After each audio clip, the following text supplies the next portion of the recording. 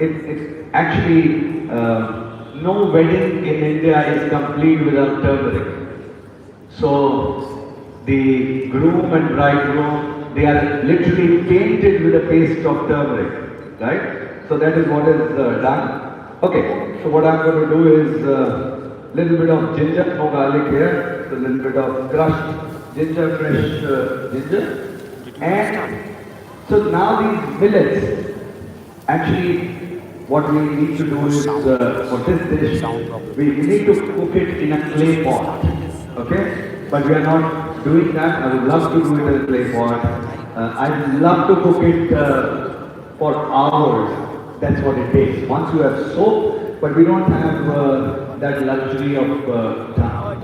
I don't have that luxury of time. Okay, this is hello to all the people who are watching us live on YouTube channel. Thank you very much for joining. And if you want to have any questions, feel free. We'll get some. We can answer some questions also. Okay, now that we just sorted that. Yeah. Okay. Yam. Let's see. Unpeeled we don't have. Okay. Okay. Now. So this is what we put. It's a root vegetable. It's a yam, and there are multiple yams that we get. This is the season. This is the season we get a fantastic yam, and it's purple in color. It's fantastic yam, purple yam, and fantastic in color. But there are different yams, and bottle gourd, we get squashes and bottle gourds have been there for millions of years in India. So this again, these are the only two vegetables we have used. So what we are going to do is quickly, we are going to use multiple millets we are going to add. And these millets, I encourage people who are not from India,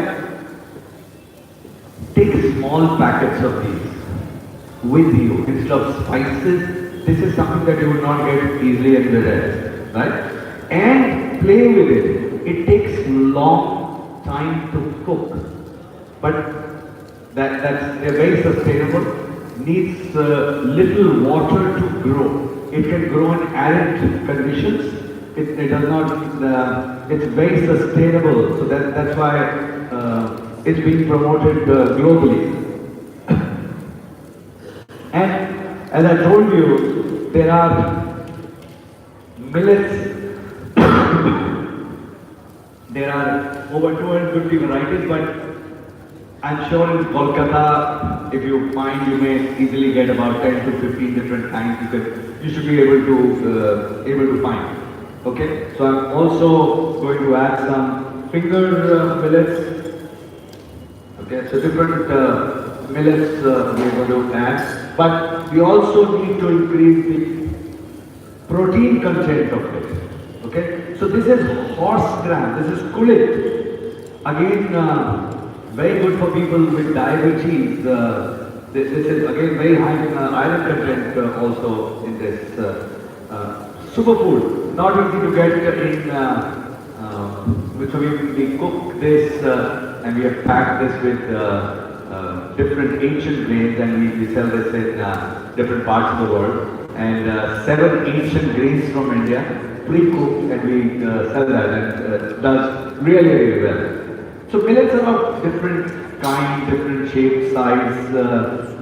Now, what is unique about all the millets? One, they all are very hardy crops. Unlike rice, which takes so much water to grow, millets don't take that much water. Also, great fiber it has. Protein also is that, but it's not that you should eat this for protein content. It has marginal protein like all the cereals and grains. But because we want to take care of our planet, we should focus on these. So there are small millets, there are big millets, and there are different kinds. There is kodo, there is kodo millet, there is sorghum, there are So we have used different parts of India is rice, right? One of the most ancient grains is rice. And there are only two rice varieties in the world. There are only two. Which are those two? Sorry?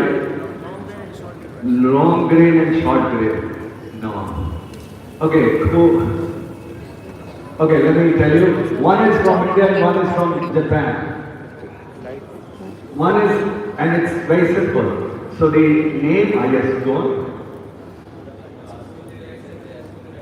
No, unfortunately not. There are, okay, so there is something of Riz Japonica and Riz Indica. That's it. Riz Indica is from India, Riz Japonica is from Japan. All other varieties, everything has come from these two. Worldwide. This is how ancient rice is. And since we are in Calcutta, if people who are not from here, if they have not eaten or tasted Govind Bhog rice, again I encourage not only to taste that rice, at least carry half a kilo to 1 kilo of this, take it back. It's one of the finest rice that you can get. It has sweet flavor.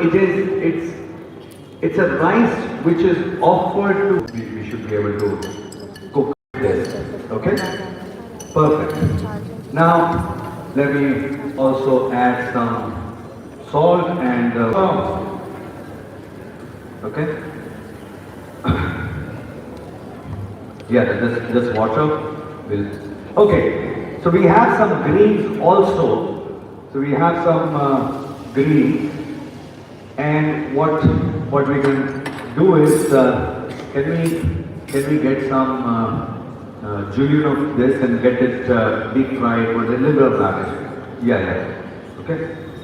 We only have one or three. Fantastic. Okay. Now, while this will get cooked, more water please. More water. Okay, while this will get cooked, let's see if we have any questions, anything that you want to know about, not just this millet, about India, about Indian food, what is ancient, what is not. One, so you know about umami. Umami, perfect. Some people know, some students. I encourage you should know these things. So this is something which Japanese. So world always talked about four primary tastes, and Japanese came up with something called umami, and they said, and we have written documents more than 5,000 years old, where it is written that the total tastes were divided into 6 tastes. So we have something called Shat Ras, 6 tastes, which actually, so the complexity of Indian food is much more than most cuisines in the world, and that complexity is very well defined. And one of the tastes is bitter taste. So bitter is something which even Bengal understands very well.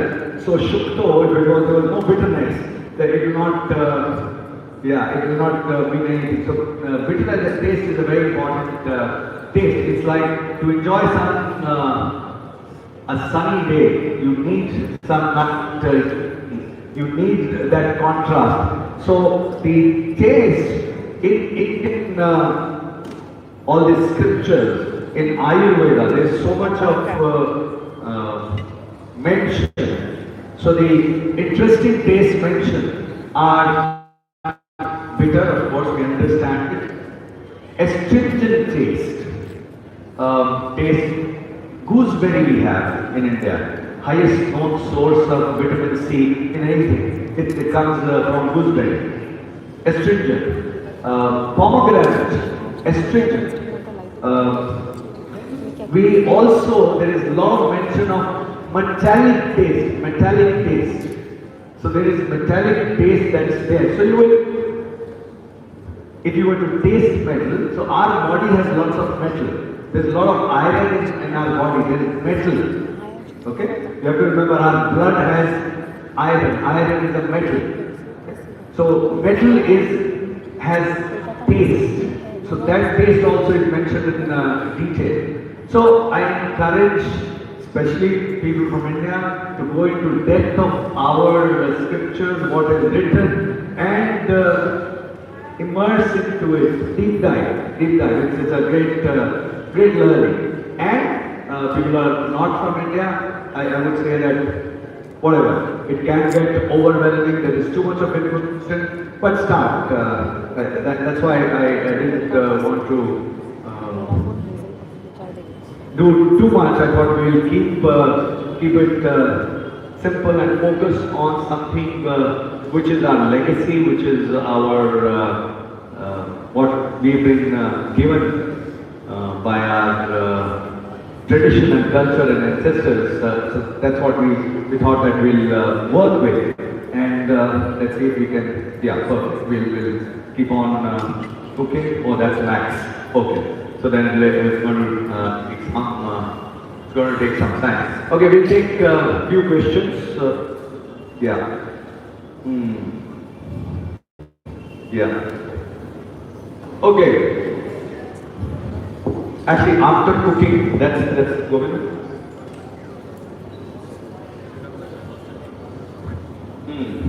So this is that rice. This is. Go back to bowl. Okay, try it.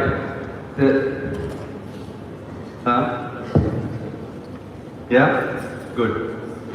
Yeah, this is something. Maybe get some spoons and we can pass it around. Just smell it. Smell it. And the best way to have it is with a little bit of homemade ghee on top. So hot steaming the Govind Bhog rice, add homemade ghee on it, mix it, world's best, what you will get. That's how we would eat. And ask anyone from Bengal, they'll go, oh my God, this is bliss, this is pure, you don't need to, right? Don't lose the heat, just because it's still, yeah, it'll take a lot of time. Okay. Any questions, anything, feel free, because this is going at a pace that is slower, so please don't open it. No. Max, so don't make it lower. Yes, any questions? Ask. Best way to learn is to ask. Okay. First question here, so I'll pass the mic to you, Rita. Yes, Rita. Chef Kapoor, what keeps you inspired to innovate your recipes? Because you're an experienced chef, well respected. What keeps you inspired to innovate and change? Very good question. Thank you, Rita, for asking. What keeps me going or inspired is I'm a curious person. So every day I wake up, I see the world around me. I say, oh my God, I don't know this, I don't know this, I don't know this. And very early in my career, I learned to share whatever I have. So be it knowledge, no matter what, my time, so I would share it. So when I sleep in the night, I realize I have nothing. I sleep with nothing. So when I wake up, there is again I have to work hard because I have nothing to give. So the only way to give is to learn more. So I continuously, I don't have to motivate myself, it's just me. I just realize that if I have to give, I have to have. So that's how I keep on learning more and more and more, and I realize that I know nothing. So every day I sleep with this, that very little I know. So that's what keeps me going. Yeah. Thank you. Yes. Any? Yes, Sarah. Good morning, Chef. Thank you for coming and sharing your knowledge with everybody. I know we're very excited that we can make it. I wanted to ask you, what is the most important advice you give to all the students at IIHM? that will stand them in their career. So when you were a student, what is the best thing and the best advice you were given as a student? Okay, so the best advice as a student, actually, freedom that you would do. There would be people who would not believe in you. There will be people who say, "What are you doing?" But if you believe in it, so the most learning that I got was actually not from school or college. Was from my home, from my parents, where they empowered me to believe that I am the best. So no matter what was happening, so when I got into this profession of a chef, educated people in our country were not becoming chefs. And when I got into the profession, I realized that people who were in the kitchen, they were not sharing, they were keeping their secrets to themselves. Right? We didn't have Professor Foskett here who was sharing his knowledge, right? Yeah, you were lucky, right? But we had this. So it was very difficult. So I realized that sharing was something which was most important. So even as students, my suggestion would be one, the value system which is taught when you are young, when you are at home, what your parents tell you to do, be it honesty, discipline, sincerity, integrity, everything, all those boring things, punctuality, they become cornerstone of who you are. Skills, all of that you will get. But the most important things are these, no matter what you do. They are going to not just stay with you, they will define who you are. And that's it. It's compassion in today's world. School colleges don't teach that, right? But they do things where compassion is there. Or at IHM, how I know one of the first colleges started talking about SDGs here, just to have that conversation. So more than skill, I would say, things you think are not important actually are important. So that is the advice that I would give, that most people don't talk about it, but should be done more. And share more. So it's not what I can get, what I can give. At all age, nothing. It's not what I can get. Joy of giving is much more than joy of getting. Remember that. So thank you, Sarah. Thank you for asking. Okay. What we are going to do is see if let's yes. Yes. Anybody who has a question? Chef Gary, you have a question? No. Okay. I have a question, Gary. I thought you were raising your hand. Okay, any student up there who have a question, you could just come down quickly here and we can take you on live. Any student, if you have a question, you can come down quickly here. Okay, so if you don't have a question, I'll ask a question. Maybe I'll ask you guys. Okay, you try. No, it's not. Okay, remember, when you are asked something, it is not about whether it is right or wrong. Okay, right or wrong is a judgment. We don't need to be judgmental that it is right or wrong. That's not. Whether you tried to know or not, whether you thought about it or not. Okay, do you use artificial intelligence? Okay, so how do you use it? What do you use it? I will give you the mic. One second. Yeah. We've got Chef Gary as well with the question now. Chef, yes. So we use artificial intelligence. No, not with you. I use it in the kitchen as well. Like for example, when I'm plating a dish, I try to plate it according to what my imagination is. And then I used to click the picture of it and then I check how other chefs would plate a similar dish so I can correct myself. So what artificial intelligence, what apps, what... So we have Namaste AI by Okay. Ayurvedic, which we use. Okay. So that is the app which we mostly use in our kitchen. Okay. So that is the one. Other than Namaste AI, what apps would you use? Other than- What do you know? ChatGPT. ChatGPT. And Gemini. Gemini. Okay. Who else uses any other AI app? Are you encouraged to use other perplexity you use? Very good. Perplexity is very good. Very good. Which else? Grok also use. Okay, good. So I encourage you to be friendly with technology. Okay. So don't think that it's something. How would we use it? Play with it. Use it. I'll give you some data points. When I started to become little known, first thing I did was launch my website. It was sanjeevkapoor.com was the 7th website launched from this country, not in food category. It was the 7th website registered and launched in this country. Before AI came in, 12 years ago, we powered Amazon Alexa with our recipes. Anywhere in the world you go, the chances are if you ask for a recipe, it would be powered by us. We would not, the word was not artificial intelligence. We used to use machine learning and NLP we used to talk about.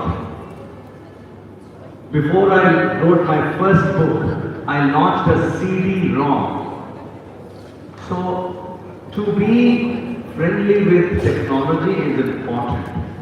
That is when you will be ahead of everyone else. And it's not because you want to be ahead of us, it's something that you will drive a lot of pleasure out of that. Let's see. Yeah, that looks good now. Perfect. Okay, so what I'm going to do is add a little bit of creaminess to it. See, we normally don't use coconut in our a simple thing like this in a khichdi, right? But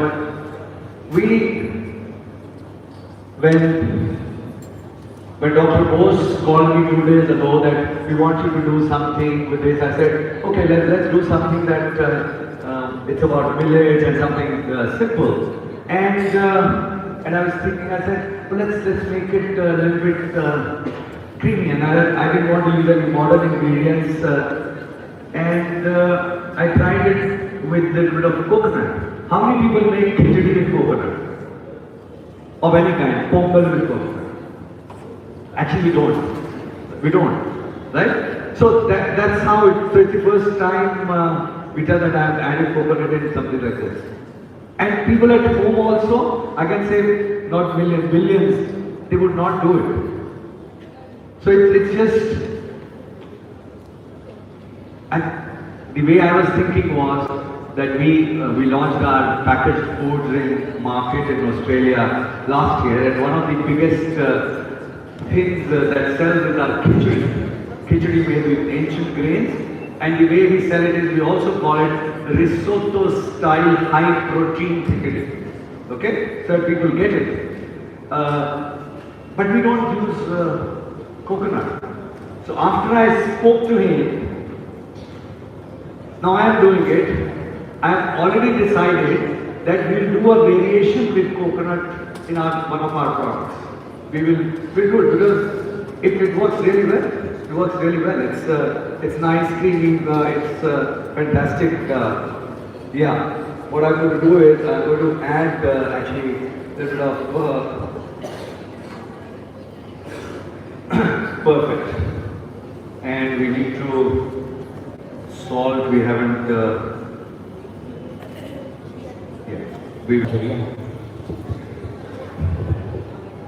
I think education is paramount. It's important.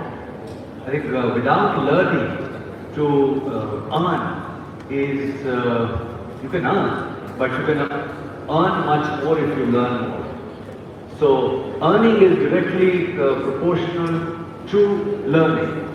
So without formal learning, you can earn, but if you have to accelerate your earning, then you have to learn formally. So that's. But See, these are all young, but I want to leave everyone, especially younger people, with a thought that you are in learning phase, right? You are learning. You will move to earning phase very soon, right? Very important part of life. But when you earn, you also have to think that the three phases should be learn, earn, return. And quickly you get to that return phase, you will evolve as a better person. So learn, earn, return. So returning is more important. Quicker you do it, better person you will become. Okay, so keep that in mind. Returning is very, very important. Okay, little bit of ghee to, and I love this dharna ghee. Okay, fantastic. क्या लगता है chef? पक गया होगा? एकदम. Okay. Yeah. Do you want to put it in that pocket? We'll put it. Okay. Okay. Yeah. So ideally we would have. We'll just put it. We would have cooked in a clay pot. We would have cooked on wood fire. We would have done that. But now cooking. Yeah. Okay. Yeah. We can. So if we look at the consistency, almost risotto-like, right? It's not, but more complex, simple flavors. But still, even in that simplicity, there are 5-6 different contrasting tastes and flavors that are there. Right? There is distinct flavor of and taste of haldi. There is distinct taste of cumin, mustard, very, very distinct, and asafoetida, right? And the complexity of bite of each is very different. Some millets are creamy, some are sandy, right? So they are very, very different bite that's there. The particle size, some are big, some are small, and that's what makes it complex and unique. Very simple. This is something which at my house, we, in different shapes and size, I would say, and we actually cook it in a clay pot at home. We have it at least twice in a week. At least twice. This is something why I love, my wife loves, my mother loves, my mother-in-law. Both my mother and mother-in-law, they don't live with us, we live with them, right? What we will do is, we'll also just, if you were to, I thought we would do in a kind of a pasta plate, but chef has brought this. Oh, it's okay. That's fine. That's fine. And we for plating, I thought that we would do that, but this is good now. Good now. Some greens, some spinach, or whatever is locally is. Yeah, there are lots of greens that are there. Actually, I wanted to add this. But I forgot. Okay? These are Moringa leaves. Moringa is today respected worldwide. It's something which has become very expensive. Do we have drumstick? Yeah. Okay.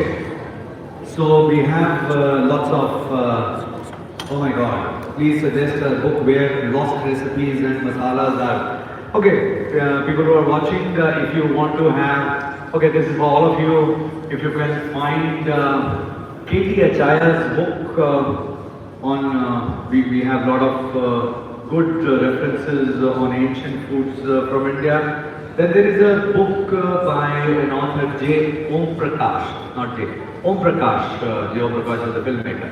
Om Prakash, he has a book with great book, difficult to find, but if you can find that book, or maybe I'll see if we can do. I'll try and share bibliography of dietetics in ancient India. We worked on this with top 20 historians of this country. So we have a bibliography of that with us, and I'm happy to share that because 2 days ago I was very, very happy to know that I was being interviewed by an eminent historian, the biggest food historian that we have in this country, and we were on stage talking in Mahabalipuram 2 days ago. And he said, "Do you remember that you gave bibliography of ancient dietetics to me maybe 20 years ago?" I said, "I don't remember, sir." But he said, "But people don't give treasures like this, but you just gave it to me. It was the most important thing." I said, "Yeah, but why would I not give it to you?" But I felt very good that he remembered, he acknowledged it publicly. So that has encouraged me to share more. I said, I will still, whatever I have, I will share. I don't want to have, maybe I can't carry anything with me when I leave this world, right? So, thank you. This is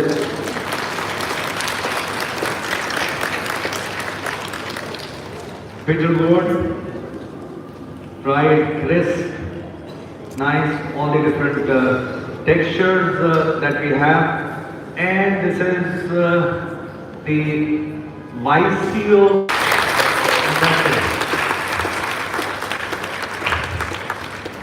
And thank you to all the people who logged in, and let's see if we can take any questions. Thank you so much. Thank you, Nalin. Thank you, Fatima. Thank you for joining. Thank you, Punita. Thank you for joining, Deepika, Sapna, all of you. Love you all. And this is, we have not planned this live. This is one of the first live sessions on our YouTube channel that we're doing, but we will do more. We will do more. And I must thank you. We just decided this half an hour ago while I was coming on the car that, "Sir, can you do a live?" So here it is. We'll do more live for you. Thank you very much. Thank you for joining. Thank you. So Sanjeev, we've got some questions coming up. We've got a question from you. Different country has a different taste. Of course. So I'm from Belarus, and your Indian food is so spicy for me, so spicy. So what do you think? Would little adapt your food to present to foreign country, to fall in love with your cuisine? That's a very good question. So food, not just food, everything changes. The way we used to look 2.5 billion years ago, we used to look like monkeys, right? Today we think we look like humans. We didn't have half the ingredients that we call as authentic Indian food today. We never had. So you say very spicy chilies, we didn't have chilies in India. So what you may be eating is not food, but Indians of today think that. So do we have to adopt it? Is it right? Our repertoire of Indian food, we have all kinds of food. And it is for us Indians to understand your culture, your taste, your palate, and from our repertoire, give what will work for you. Not just say, this is what I know, this is for you. So, and it is not only for your country, so wherever we take our flavor, I go there, I try and understand people, what is their profile, and what will fit in from India there. And if I understand that chilies there are many things. When I make an idli, there is no pepper, no chili, no nothing. It is just steamed, nice, fluffy. And you'll say you'll love it. You may say that, oh, if I have to make it with coconut chutney, I don't have to make it spicy. It will be great combination of that. So, and we have thousands such dishes. So all the people who go outside and popularize Indian food, thank you very much. but make sure that we respect that we cannot, if we want other people to try our flavors, we have to respect them. We have to, so people get confused that, oh, but that's not authentic. I think authentic is your effort, authentic are your ingredients, authentic, honest is the way you cook it. It's not the recipe, the way it was taught to you, it is, that's not how it is. It will change. We will not be there, but food will change. The whole canvas of this world is changing. So it will change, and there's nothing wrong in it. It's a good thing.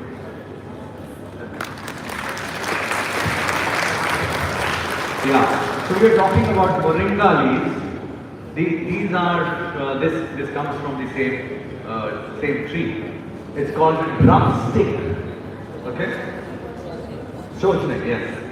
So you get, so this tree is a great, do a little bit more research, and if you can buy, you want to buy Moringa leaves, they are sold as Moringa leaf powder also. So that powder is also sold, you can put it in any food. You want to make anything, just put a little bit in anything, and it works really well. This is from same tree. The flowers are in season now. So flowers are in season now, and you can use the flowers also. It's a miracle tree. Yes, there are many benefits. Just fall in love with Moringa is all I can tell you. The price. So last I was with our honorable Prime Minister, and we were talking about drumsticks, and he said, I said. It's a great thing, it's very healthy. He said, yeah, but leaves of this Moringa, and he gave me about 10-minute spiel on Moringa. Then we talked about the flower of this tree. So it's a great, I love it more than anything else.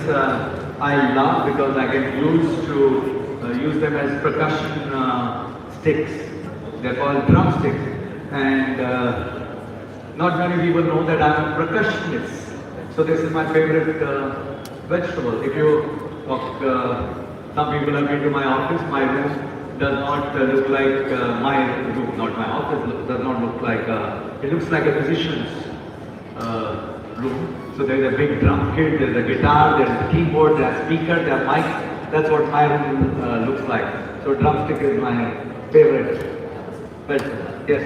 Chef, there are students who are logged into Zoom as well. They are school students, and this is the question that they have sent me. Sure.